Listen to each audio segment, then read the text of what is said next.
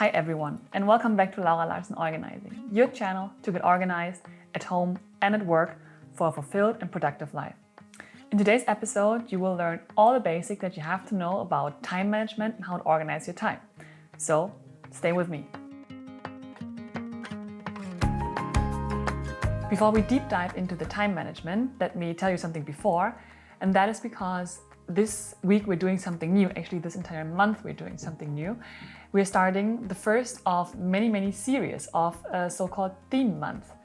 And that consists of that every month now I'm going to have a specific topic that I'm going to talk to you about and give you tips and introduce you to. And every week of this month I'm going to show you a different aspect of this topic. So this is the first video about time management, and today I'm going to tell you about the basics of time management and why it's so important. And then the next weeks I'm going to tell you about how to sort out things from your calendar and how to prioritize tasks. In the third week we're going to dive a bit deeper into the topic of how to then organize your calendar with everything that you love. And in the last week we're going to talk about how to maintain your cleared up and free calendar. So this is the first of many themed months that we're going to do from now on. And I hope you like it, and let's start today with time management.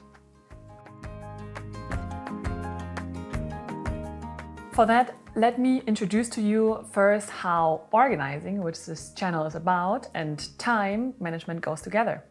And as I several times already mentioned, you can, and also you should, literally organize every area in your life. And this just doesn't go to physical areas like your kitchen or your backpack or your cellar or your basement or whatever.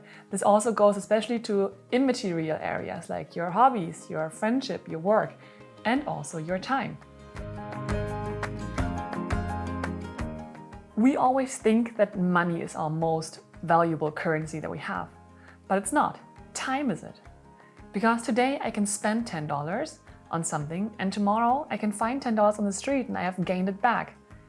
But 10 minutes that I spent my time today on something is 10 minutes that I will never ever get back. But still, we waste our time, we spend our time super often without thinking because it's free, it's a free resource. But especially because it's so valuable, because every minute spent we don't get back, it's time to stop this. It's time to organize your time. Maybe this sounds familiar to you. You are constantly under stress, you're just always running from A to B, really feeling stressed.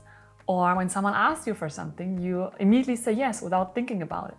Or you have a lot of things on your wish list, but you never get to do them because you always think like, when I did this and when I did this, then I'm gonna do this.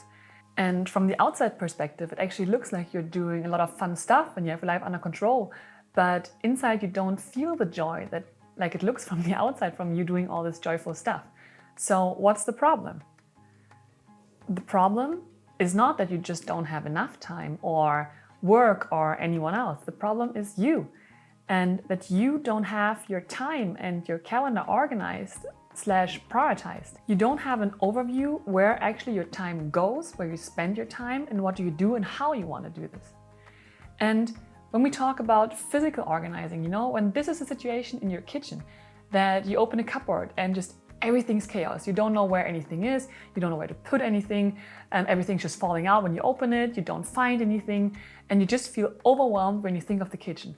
Then you automatically know, okay, I need to organize the kitchen, it's not working here. And the same it is with time.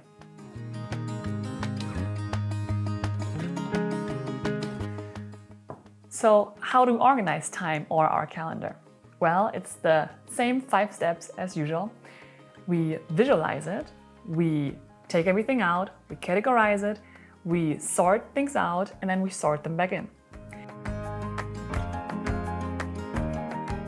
Step number 1, the difficult word, visualization. I don't want to dive too deep into this topic because I recorded a full-on video on this topic, how to visualize your ideal day. And I linked it in the show notes under this video in the comments. So you just click on it if you have questions to this or you wonder how to do this. Also, there's a free template on my website where you can download it. A template which helps you actually to get an idea on how your ideal day looks like. But just really short, the main principle behind it is that you really write down in really detailed steps how does your ideal day should look like? When do you get up? Next to whom do you get up? Do you go to work directly? Do you work out? Do you spend time with your family and kids? Or do you go on a park ride? Or like, what do you do? And then also, where do you go to work? What do you do? How's your work day looks like? Are you in meetings? Do you have some concentration focus time work? Are you seeing someone? Like, all this, write really down how your ideal day should look like. Because if you don't know how your perfect day look like, how should you ever end up being there? So really get an idea of which day would make you the most happy. So when you did that, we can jump to step number 2, and that is taking everything out. And that's not getting interesting, because how do you do that? How do you take your calendar out? How do you take your kitchen out? Easy. How do you take your calendar out? And that is, we take your calendar and take a look on the last week or the last 2 weeks on what activities you spent your time on. Really write them either on cards or write them down in a table. Write down what you spend your time with. Meeting with my manager for an hour on Tuesday. Afterwards, I had 2 hours of focused concentration work. And then after 1 hour lunch break, really write down how did you spend your time.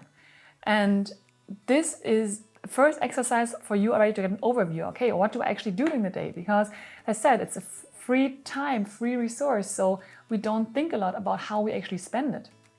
And if you're now the person who doesn't have their calendar like really written down, then take this as your homework for the next weeks, that you really write like a time journal, that every day or every evening you sit down and really think about, okay, when did I get up? What did I do the first hour? What did I do the second hour?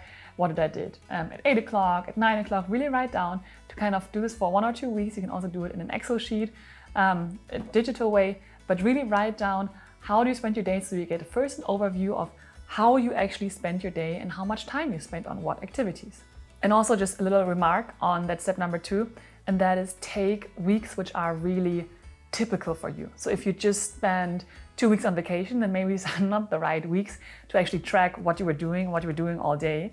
But take really 2 typical weeks that really resemble the life that you're normally spending.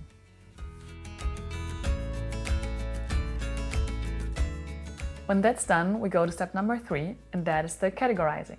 So now where you have either all your cards or you have your table sheet, where you have all your activities over the last few weeks written down, categorize them. Put things together which belong for you in a category.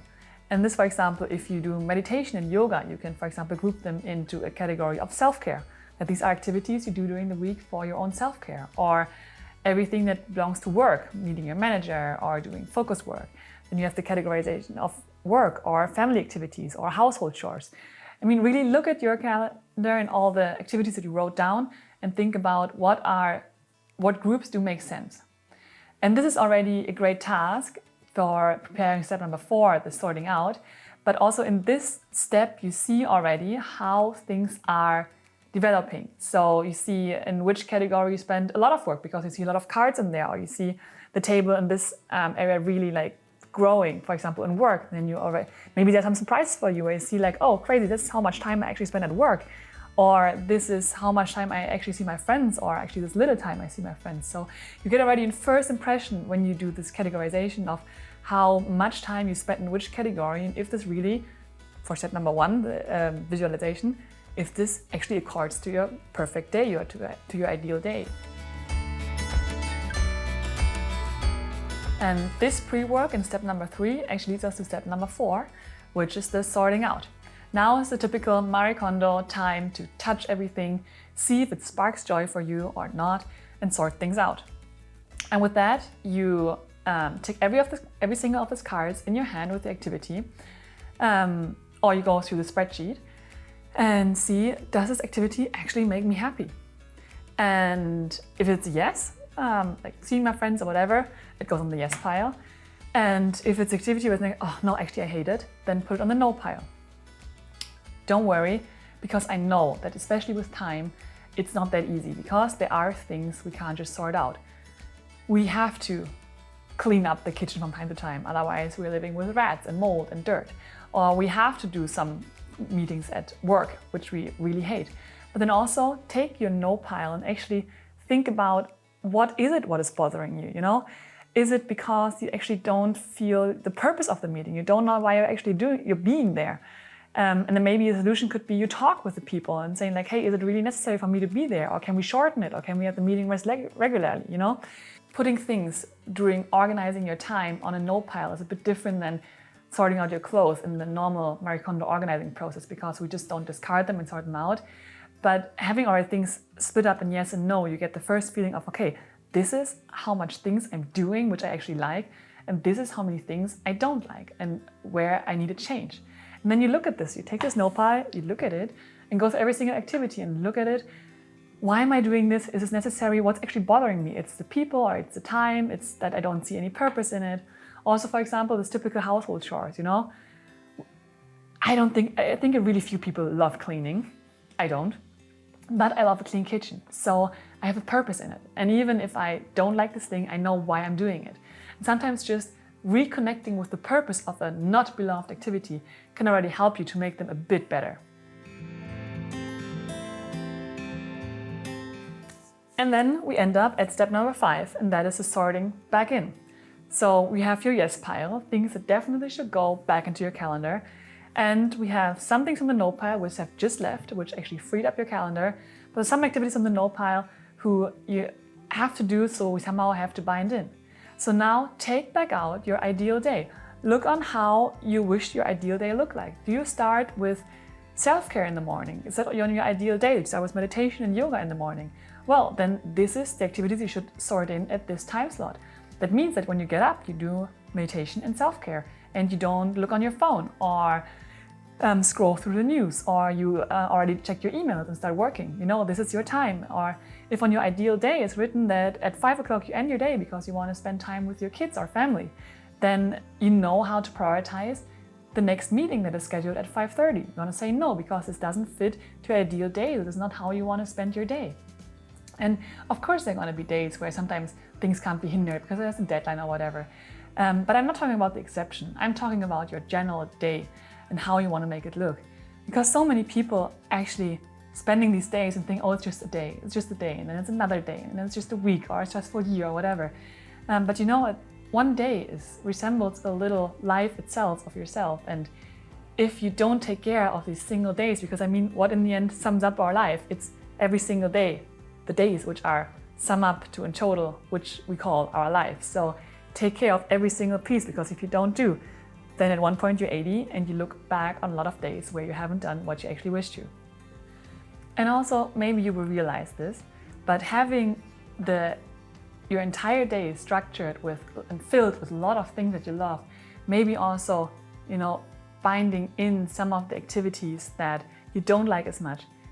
Maybe also you see that they seem less hard if the general structure of your day is joyful for yourself, that it's okay to do some activities which don't fill this joy purpose when you feel like your general day is in your hands, that you decide what you're going to do and what makes you happy, and then just some activities flow in. That was it. You see how it works? And that was just really a short rundown of how to organize your calendars. In the upcoming weeks, I'm gonna deep dive way more into the sorting out aspect of how to sort out tasks, how to get a feeling for prioritization. I'm gonna talk way more about how to sort your perfect calendar back in with your perfect day, and how to include activities and create a joyful day. And also in the last week, I give you tips on how to keep this maintained calendar, this cleared up calendar, this joyful calendar. So this is the plan for the next week. This was for now just the basics, why we are organizing our calendar, why time management is so important, and then a quick rundown of how to organize your calendar with step number 1, the visualization of your perfect day. Step number 2, the taking everything out, the visualization of how you actually spend your day, the wish versus real reality comparison. Step number 3 is the categorization in the different categories of what you're doing on your actual day. And then step number 4, the sorting out what doesn't bring you joy, keeping what brings you joy. For step number 5, sorting all these joyful activities or things you have to do into your perfect calendar, your visualization of the perfect day. And also, don't worry, I know this sounds all now very easy the way I said it, and I know it's not easy. Tackling your time management is difficult. But that's also why this is just the first of many videos. I'm going to talk a lot about different traps that we're having, like multitasking traps that we think when we're doing more at the same time we are more effective and achieve more, or the traps of how best to say no to activities and listen to yourself and get a feeling of your intuition of if you actually want to do something or not. That was it for today, the introduction into time management. I hope you found it helpful and found some tips that already help you to think about your time, how you spend it, maybe identify already some activities that you don't want to do anymore. Take the time and really go through your calendar. As I said, it's your most valuable resource, and a little day decides how, in the end, your life's gonna look like. So don't underestimate it. Take the time for yourself and organize it.